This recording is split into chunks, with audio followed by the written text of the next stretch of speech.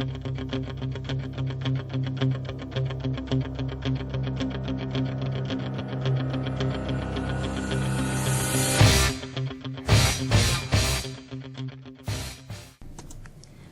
to Eye on the Tigers News.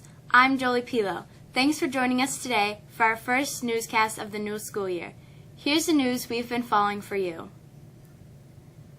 The strongest hurricane to hit Puerto Rico in over 80 years destroyed hundreds of homes, knocked out power across the entire island, and triggered heavy flooding Wednesday in an onslaught that could plunge the U.S. territory deeper into financial crisis. Leaving at least 9 people dead in its wake across the Caribbean, Hurricane Maria blew ashore in the morning in the southeast coastal town of Yubucoa as a Category 4 storm with winds of 155 miles per hour. It was the second time in 2 weeks that Puerto Rico felt the wrath of a hurricane. A delicate effort to reach a young girl buried in the rubble of her school stretched into a new day on Thursday. A vigil broadcast across the nation as rescue workers struggled in rain and darkness to pick away unstable debris and reach her. The sight of her moving fingers early Wednesday became a symbol for the hope that drove thousands of professionals and volunteers to work frantically at dozens of wrecked buildings across the capital and nearby states looking for survivors of the magnitude 7.1 quake that killed at least 245 people in central Mexico and injured over 2,000.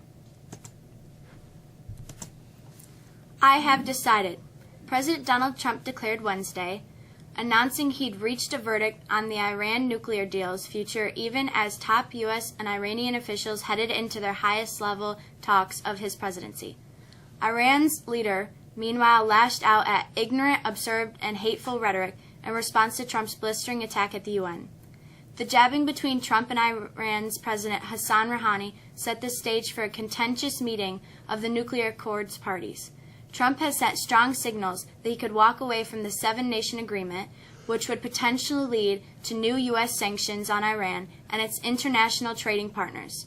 The Iranians, in return, have threatened to respond to any U.S. pullout by restarting nuclear activities that could take them closer to bomb-making capability. In the 2 months since Senate Republicans lost their initial attempt to scuttle President Barack Obama's 2010 statute, there's fresh evidence GOP voters are adamant that the party achieve its long-promised goal of dismantling that law. GOP Senator Bill Cassidy of Louisiana and South Carolina's Lindsey Graham have spent weeks concocting and selling the party's new approach to scrapping Obama's law. They say their proposal, shifting money and decision-making from Washington to the states, nearly has the votes it would need in a showdown expected next week, a deadline that's focused the party on making a final run at the issue. Republicans hold a slight majority in the Senate with Vice President Mike Pence casting a deciding vote in the event of a 50-50 split vote. While the weather continues to be the major story, our weather lately cannot be any better. Here's Ashley on how long we can expect the summer-like weather.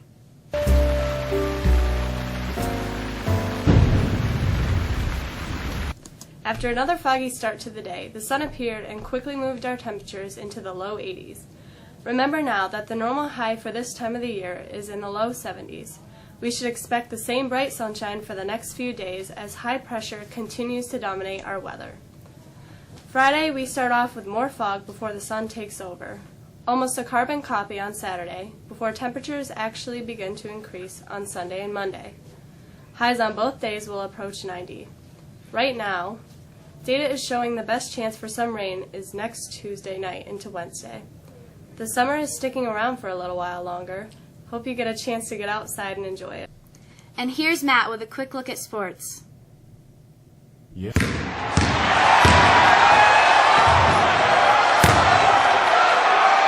A young girl at Yankee Stadium was injured by a foul ball off the bat of Todd Frazier during Wednesday's game against Minnesota, leading some New York players to call for protective netting to be extended. The Yankees said that the girl was taken to the hospital for treatment, and New York manager Joe Girardi said he had been told by security that she was okay. The game was delayed for about 4 minutes while she was attended to, and then carried from the seats in the bottom of the 5th inning. A Pennsylvania high school golfer has defied huge odds by recording 2 holes in 1 in the same round. A Parkland high school golfer said he still can't believe the feat. which came during a 9-hole practice round Monday at Iron Lakes Country Club. A national hole-in-one registry calculated the odds of the feat at 67 million to 1. Kyle Higbee took first place yesterday as the boys' cross-country team ran past Phoenix 24-31. So far this season, Higbee's performance has earned him a top 20 ranking among Class B runners.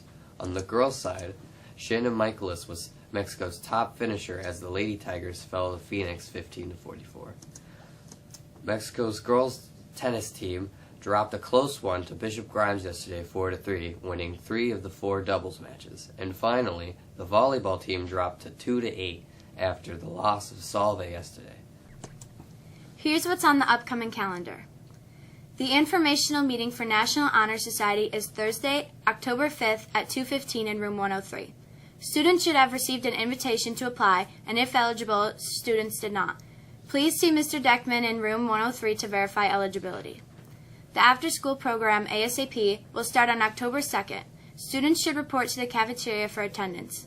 If anyone is interested, please pick up the application form in Mr. Busco's office. Yearbook presale has begun. They are $45 until November 17th. There are posters all around the school with additional information. That's all for us today. Thanks for being with us. For the staff of Eye on the Tigers News, we wish you had a great rest of the day. I'm Jolie Pilo. Look for us again on Friday.